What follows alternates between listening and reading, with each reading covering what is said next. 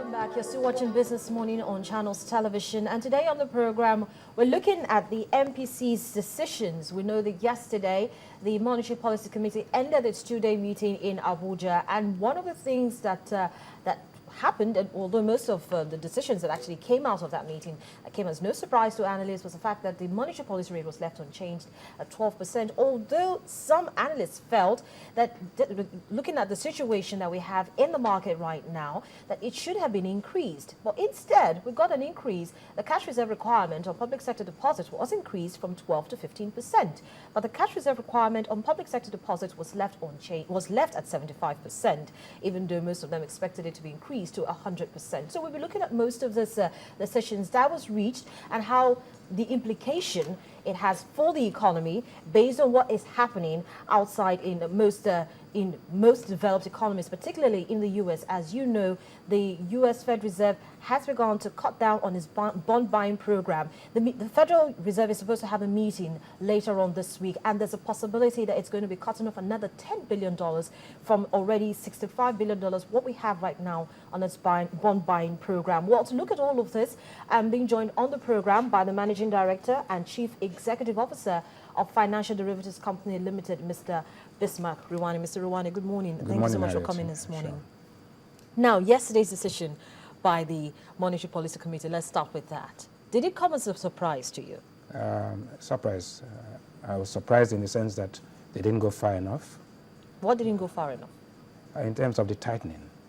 The situation Nigeria's external balances face right now is much more intense than is being portrayed, in the sense that our external reserves have depleted to 37.83. As of this morning? This morning. And that we came all the way from $43 billion in December. In a matter of 3 months, we've used about $6 billion to support the currency. The reality is that the demand for the currency is far outweighing the supply of the currency in the market. And once demand outweighs supply, the first thing to do is to increase the price. The way to increase the price of a currency is to actually depreciate it so that it becomes more expensive. And that kind of creates an equilibrium in the market. Having said that, the problem is that you need a cocktail of measures, including tightening, right, and increasing whatever reserves you have, open market operations, and all this moving towards equilibrium. The equilibrium is dynamic equilibrium, so it moves all the time. But the way to look at it is that the Nigerian economy is like a patient that has an inflamed appendix. And you can decide either to give the patient antibiotics, hoping that this inflammation would subside, or you can go for an invasive procedure, which means remove the appendix altogether. The risk is that if you use antibiotics and you don't give enough of the dose, the reality is that you can have a ruptured appendix, and ruptured appendix can be fatal. The reality is that the dose given, which is a 3% increase in private sector deposit, comes to about 400 billion naira. That is not enough to take away the liquidity overhang you have. So what you're having is an underdose of antibiotics, which could lead to a secondary infection. And that secondary infection means that there will be a run on the currency as we go down the road. But just hold on to your thoughts for a couple of seconds. Let's quickly listen to the report that was actually put together by our correspondent as regards what the outcome was from that Monetary Policy Committee meeting that ended yesterday. The acting governor of the central bank, deputy governors of the bank, and other officials at a news conference to brief journalists on the outcome of the Monetary Policy Committee. Dr. Sarah Alade first listed the developments in the international market, the domestic market, and the external sector development before stating the committee's decisions. 7 members voted to increase CRR or private sector deposits by 300 basis points to 15%, while 2 members voted to retain the CRR on private sector deposits at 12%. The committee, therefore, decided by a majority vote of 5 to 4 to hold the MPR and its corridor at current levels, but raised the CRR on private sector deposits by 300 basis points to 15%.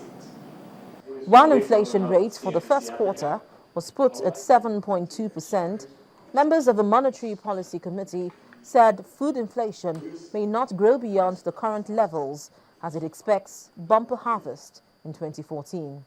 The committee unanimously agreed that a continuation of a tight monetary policy was needed to consolidate recent gains.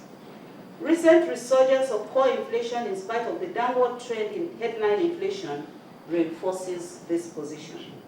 Thus, prudent monetary stance will also facilitate better reserve and exchange rate management in an environment where Fed tapering increases pressure on emerging economies' financial markets. With the lending rate unchanged for the 15th time in a row, it is expected that the decisions of the Apex Bank will lead to economic stability in the country.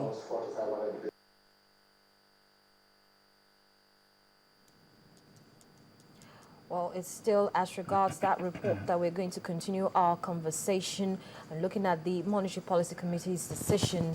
And of course, I still have here with me the Managing Director and Chief Executive Officer of Financial Derivatives Company Ltd, Mr. Bismark Rewane. Mr. Rewane, you listened to, even though I know that you read most of the communique from the MPC yesterday, but that report also just helped to freshen our minds on really what we should be discussing. And they mentioned that based on recent developments in the economy and the rest of it, it seemed as if further tightening of this policy was in order. Yeah. But from what you just said, just before we listen to that report, from your analogy of the appendix and the rupturing and the rest of it, it looks as if this measure at this particular point in time is not what the economy needs to ease the pressure. It's not enough.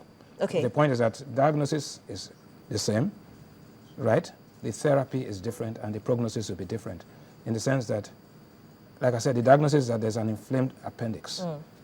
The therapy is that somebody says, take 2 tablets of antibiotics. The other one says, let's take out the appendix. The prognosis is that if you take these 2 tablets of antibiotics and it's not enough, you will have a reinfection, which will be more severe than that which you have. I'm saying that the amount of tightening prescribed now is not enough to stabilize the external imbalances that we have. Therefore, the uncertainty increases and subsequently there'll be additional pressure.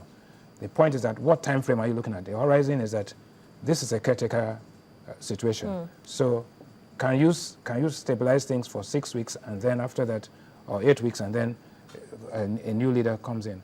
But the point is that a country is a country. It doesn't matter who the leader is. The Central Bank of Nigeria is Central Bank of Nigeria. So Standard & Poor's has put us on watch right now in view of certain changes that are taking place, which they cannot understand. So what you try to do in policy prescription is to reduce the level of uncertainty rather than increase the level of uncertainty. What has happened now is that international commentators and local analysts have come to the conclusion that this is too little, not enough, all right? Therefore, there will be a need to do something more between now and May, and probably between now and the next. So which means even the increase that they've done on the cash reserve requirement or private sector deposits from 12 to 15% won't even scratch it? No, it's 423 billion, roughly, approximately. The overhang that you have today is about almost 800 to 900 billion. So it takes away half of it. It's only 3% of money supply, and it doesn't do as much as required. What you need to do is you do a little bit of this, probably do the CRR on public sector, and then move the band of the exchange rate to some extent to allow for some depreciation or crawling peg system. That way you would have taken all measures. Some people say it's an overkill, but during tough times, right, tough decisions are required.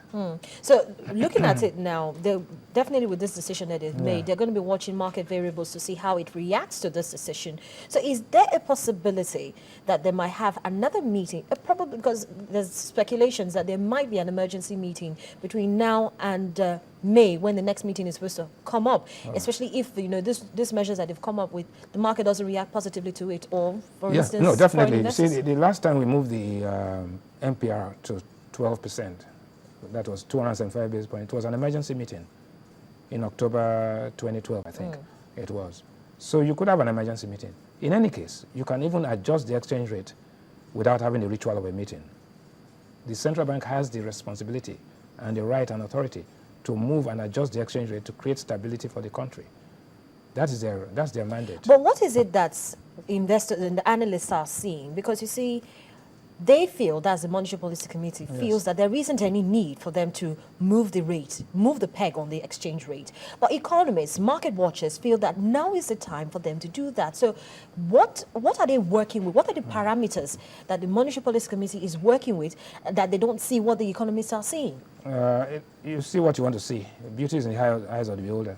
The reality is that in 2008, by March, it was clear to some analysts that the currency was overvalued. The Monetary Policy Committee at that time and the Research Department of the Central Bank did not agree. Waited until November. By November, the adjustment went from 118 to 125. The market did not accept it. They went from 125 to 135. The market did not accept it. And eventually, they ended up at 165. So we had a 40% devaluation of the currency. The thing about currency adjustments is that you have to do the right thing at the right time. Doing the right thing at the wrong time and doing the wrong thing at the right time is the same outcome. You have to do it right. It's gangrenous. If you have gangrene and they ask you to amputate the toe, you don't do it, you wait, it'll be the ankle, the next time it will be the knee. There's every similarity between an economic patient and a medical patient. It's all about treatment. Let's now look at the implication for the increase Yes. on the cash reserve requirement on private sector deposits.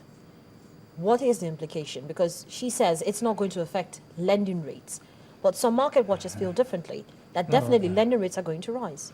Basically, what you have done is to take 400 billion or 3% of banking assets and sterilize it. Those assets have to be replaced with purchased funds because they'll be earning zero on it. So even though the impact is minimal compared to the impact of the CRR the other time, the reality, it leads to an increase. Once your marginal cost increases, then your average cost increases. Once your average cost increases, you need to reprice your assets to bring your average revenue up so that your margins are at least constant, if not, slowing down a little bit. So it may be wishful thinking to say that there'll be no change in price, but the change in price is not going to be that significant. I think that's what the central bank acting governor was referring to. So that means that we're still most likely going to see an increase in the interest rate at which banks lend to the real lend. Well, to some extent. But the reality is that the prescription required is a cocktail of measures. Some of it exchange rate, some of it reserve measures, some of it probably liquidity ratio. All of this is to fine-tune to get a managed exchange rate that does not distort allocation of resources. Because the exchange rate is a subsidy. And if you take the total subsidy in the system, it's quite significant. And so, you see, the monetary policy alone cannot do it. There are fiscal buffers that are going down. The excess crude account, even though it's increased marginally, has been raided all the way from $20 billion down to the current level of $3 billion. So there's only so much that monetary policy can do. There's only so much that the central bank can do. And let me make one thing clear. The central bank deputy governors and governors are Nigerians. They're not different from you and I. And this money belongs to the country, and they are managing it as best as they could. Their job is not to create panic in the market, so they need to stabilize things. However, that responsibility of a policymaker and the responsibility of a market and market analysts are different. We are to throw the facts before and elevate the level of discourse so that we look at other options. Typically, and again, I always refer to the medical patient and economic patient. When a doctor says this is the problem, you go and look for a second opinion before you finally put yourself under the table for surgery. The reality is that is one opinion for policymakers. What we are discussing now is another opinion. True. The markets have another opinion. Out of this will come a consensus of therapeutic options, which we will use to treat this patient, called the economy of Nigeria. But you see, some analysts have actually said that this might also have a direct impact in foreign investment inflows as well. How much of that are we going to see? Well, foreign portfolio inflows help, but they're only a temporary palliative. The thing about foreign portfolio inflows is that there are liabilities. There are liabilities that liabilities have to be paid at a point in time with interest, right? The reality is that the fundamental problem here is that your oil revenues are depleting. There's a leakage in your oil revenues. And as long as that continues to happen, the foreign portfolio inflows that you're going to use to cover that position will cost you money. And when they go out, they will leave a gap. The gap you're seeing now is that your reserves have come all the way from $48 billion at the peak down to 37.8 or what have you now. Now, if that drops towards 37 or 36 point something, which is the last time we saw that was second quarter of 2012, then the pressure continues. And I'm saying it is to forestall this pressure, at times you take a measure that is very aggressive, and that stops everybody, and then you begin to build back. For now, for the next week or two, what you're going to see a relief rally in the stock market, because stock market thought that there would be more high interest rates. It didn't happen, so there'll be a relief rally. There'll be some increase in short-term interest rates. There will be some stability in the foreign exchange market for the first 2-3 days, and then we get back to the same business as usual, and then the pressure continues. But mind you, the interbank markets are 165. Yes. The parallel markets are even 172, and the official markets are 150. This 17 naira band is too wide. Something has to happen. We need to close it and bridge that gap. So what you call desegmentation of the foreign exchange market. Right now it's highly segmented into 3 major tranches: 1 official, 2 interbank, and 3 borrow to change and parallel. The borrow to change is more a money laundering vehicle.